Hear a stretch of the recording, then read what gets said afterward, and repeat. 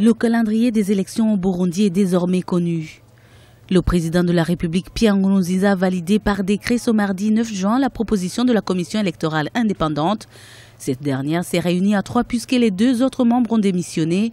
Une situation que l'opposition a décriée, soulignant que le quorum des 4/5 exigé par la Constitution n'était pas atteint pour permettre à la CENI de faire une proposition de calendrier électoral. Et ceux qui le disent oublient ce que signifie la notion de continuité des institutions, une continuité des institutions garantie par le chef de l'État qui a déjà changé le décret dans certaines de ses dispositions portant organisation et fonctionnement de la commission électorale. Les élections des conseillers communaux et des députés sont ainsi fixées au 29 juin 2015, la présidentielle au 15 juillet et celle des sénateurs au 24 juillet. Cependant, ces élections ne connaîtront pas de couverture médiatique en synergie des médias, comme cela a été en 2005 et en 2010.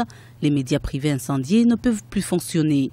Le gouvernement avait appelé les médias à travailler au niveau de la Maison de la Presse avant de sortir un décret interdisant l'accès aux studios de la Maison de la Presse aux journalistes de la radio Bonesha, Télé Renaissance, la radio République africaine, Radio Isanganiro et Radio Humuliza FM.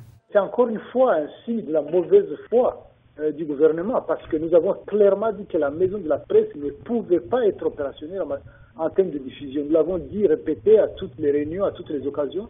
Et aujourd'hui, on fait semblant de libéraliser encore un petit peu du côté média en disant allez travailler à la Maison de la Presse, ne vous approchez surtout pas de Renaissance, de Isanganiro, de RPA, de Bonesha.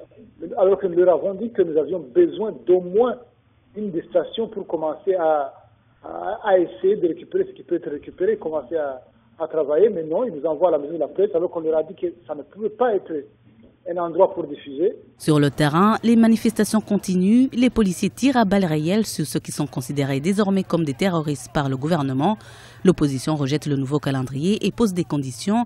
En première ligne, le retrait de la candidature de l'actuel président Pierre Nkurunziza qui souhaite briguer un 3e mandat.